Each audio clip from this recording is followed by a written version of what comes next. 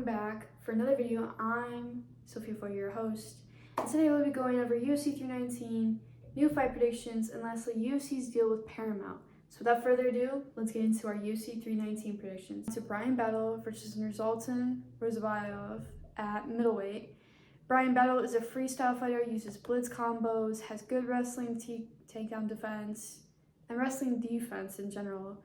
Good double leg takedowns, tight submissions, front kicks, and overhands. Nursultan, on the other hand, is a kickboxing background, uses head kicks, straight hands, fast punches, fast submissions, and heavy punches.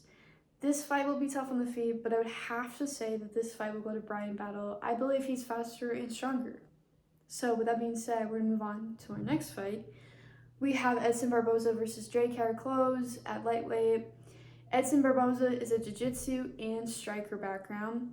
Uses overhands, body kicks, spinning side kicks, low leg kicks, and straight hands. Meanwhile, Drake Close is a striker and a counter fighter. Uses low leg kicks as well, fast punches, and heavy ground and pound, and good takedown defense.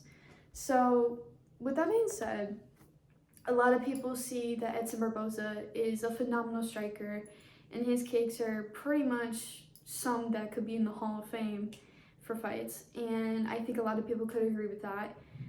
Now with Drake Hair, it's just a matter of how he can land certain things. I think Edson Barboza is probably on the decline for his career, but he's also, not as young as he used to be, not as fast as he used to be, but he still is capable to fight with these younger guys. So I'm not gonna make the pick. I'm gonna have you guys make the pick because it's too tough for me. So it's the only time I'll ever do it. But we're going to move on to our main prelims. We have Chase Hooper versus Alexander Hernandez at lightweight. A lot of lightweight fights on this card, but it should be very exciting to watch. And first off, Chase Hooper is a jiu-jitsu background, counter fighter, low hand, open stance, no kick defense, uses overhands, quick submissions, straight hands, and not a lot of power. What I mean by open stance is he just leaves his hands down a lot. It's very much open, so he could be head kicked, he could be knocked out quite easily. But with that being said, Alexander Hernandez is a striker background, heavy punches on the ground, front kicks, head kicks, and good sprawling, knees to the body, and double leg takedown. So my pick on this fight is going to have to be Alexander Hernandez. I feel as if that he's more technical than Chase and a lot more powerful on the feet than Chase. Chase would just have to land a miracle shot to win this fight. But we have to move on to Jessica Andrade versus Lupi Godinez at strawweight. Jessica Andrade is a striker fighter, counter fighter, uses overhands, tight submissions, heavy and fast hands, and can take a lot of damage. Uses the double legs and straight hands. Meanwhile, Lupi is a boxing background, is a counter fighter, uses straight hands, double jab, heavy hands, hooks, and ground game is very questionable. But my pick would have to be Jessica Andrade, and the only thing, if I was her, to worry about that is Lupi's power. But I feel that Jessica can take it to the ground if she absolutely needs to, because Jessica's been on the ground more than Lupi, I think, in my opinion. And Jessica's just more smart, is more intelligent than her because she knows how to operate on the ground and on the feet compared to Lupi, and I feel like she can operate both ways, like a lot better than Lupi. But that's just my opinion. You guys came to watch the video, so it's your fault, not mine. But with that being said, we're gonna move on to Gerald Micharet versus Michael at middleweight. I can't say his last name, so I'm sorry. You can see down below. But Gerald is a jiu-jitsu background and freestyle background. A counter fighter, feints the jab, body kicks, straight hands, low leg kicks, and shoots in for the single leg. Meanwhile, Michael is a striker background. He uses overhands, heavy ground and pound, good sprawl, and liver shots, and uppercuts. My pick is going to be Gerald just to play it smart because of his strength and because he is a better all-around fighter. So you guys can think what you want, but that's what I'm going to say. But we're going to move on to the main card. We have Tim Elliott versus Kai Asakura at flyweight. Tim Elliott is a jiu-jitsu background, uses straight hands, rushes to the double leg, knees to the head, tight submissions, good head movement. And Kai is an MMA background. He uses He's a counter fighter, open stance, flying knees he uses a lot, able to spin out of the clinch pretty fast, knees to the body, and the ground game is questionable. We don't know much. I would really like to have Kai win this fight, and hopefully he's been working on his ground game because Tim does have tight submissions, but he's going to have to stand up with Kai, so I don't think it will work out very well for him, but we're just going to have to move on to the next fight. We have Jared Cannonier versus Michael Venom Page at middleweight. Jared is a striker, heavy ground and pound, straight hands, overhands, and elbows. There's not much to him but striking, so we're just going to have to see. But Michael is a striker, background, uses low leg kicks, straight hands, hooks, elbows, and tends to keep the distance a lot. And I'm actually going to have you guys pick who wins this fight, because I don't want to make a pick of this fight, because this fight to me, I feel like isn't the number one fight for this division. I feel like this fight is more of, okay, can we just have someone move up a spot? That's my opinion, but I like Michael Venom Page to a certain extent. I'm not going to brag about him and be like, oh, I'm a fan. I am a fan, but I think if he were to actually throw more punches than he does in his last fights, that would work a lot better. But we're just going to have to move on to the next fight. We have Jeff Neal versus Carlos Prates at welterweight. Jeff Neal is a striker, uses head kicks, straight hands, heavy punches, overhands, and flying knees. Meanwhile, Carlos Prates is a striker background, a counter fighter, low leg kicks, body and head kicks a lot, elbows, straight hands, and heavy ground and pound. My pick, I can tell you right away, is Carlos Prates. He's too fast and he's too strong for Jeff Neal. And after this fight, I think Jeff Neal is going to have to retire. I'm sorry to say that in advance.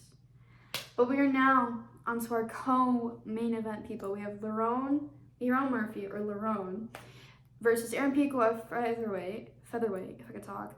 Lerone Murphy is a striker background, uses low leg kicks, and likes to come over the top of the right hand, rushes the double leg, heavy ground and pound, straight hands, blitz combos. Meanwhile, Aaron Pico is a striker background. He's also a counter fighter, uses low leg kicks, straight hands, slower shots, and hooks. Ground game is questionable. We don't know much. My pick is Aaron Pico.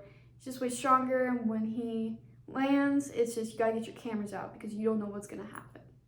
So now for our main event of the evening, we have Kazmich Chimaev versus Dricus Duplessis at middleweight. Dricus is an MMA background, uses straight hands, fast hands, able to find the submission, rushes the takedown, uses overhands, blitz combos.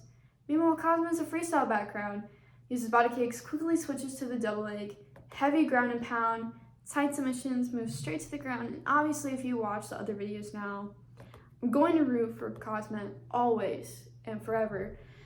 But he's just stronger and he's a faster fighter. And sorry, but it's true. Kazmich will win this fight. With that being said, we're now done with our predictions. Let's move on to our fight announcements, people. To start, we have Mike Perry versus Jeremy Stephens at Bare Knuckle, October 4th. We have Usman Nurmagomedov versus Paul Hughes at PFL, October 3rd. Ketlin Vera versus Norma Dumont, November 1st. Vincent Luec versus Santiago Ponzinibbio, October 11th. Marlon Chito Vera versus Ayman Zahabi versus at October 18th. Hopefully I said that right. And now incoming news, today that I'm filming this, Thursday, Patchy Mix versus Jacob Buchholz, October 4th. So, some exciting fights to come, but now, just recently, Paramount and UFC made a 7-year deal. Now, this can mean better pay-per-views and cheaper prices, I don't know.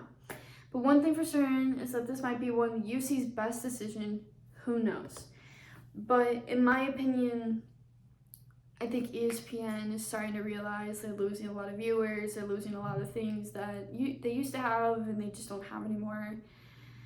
What can we see from Paramount? Hopefully more viewership, and hopefully we have more views for Tough. I think Tough has been on the decline a little bit, as much as I don't want to say that because I am a fan of The Ultimate Fighter. I've watched every episode that's come out recently, and I can say that this season has probably been the best season since Brian Ortega versus Alexander Volkanovski. So Hopefully Paramount's going to do something different with fighting. I don't think they really ever really had a strong foundation for fighting. I mean, we've seen other companies try it, but let's see how it works. I mean, apparently UFC is supposed to go with Netflix. Maybe Paramount offered more money, maybe Netflix offered more money, but we just have to see how this partnership works, because maybe it could be really good for the UFC, maybe it's not going to be. But unfortunately, I know this week was a very, very short video, but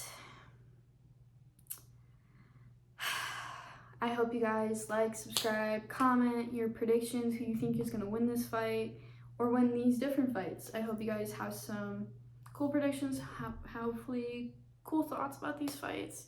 You guys can comment down below. So I hope you guys enjoyed the video this week, but make sure you stay tuned in next week for the Zhang and Walker predictions. And I hope you guys are excited because we got some good fights to cover. And then after that, we have the Paris card, and then we have UFC Noche, Diego Lopez versus Jean Silva. So, you guys have to tune in, have to watch these videos, because who's going to give you the best prediction videos? Me, I'm brutally honest about everything. You guys should know that by now. So, with that being said, I will see you guys next week. Bye-bye.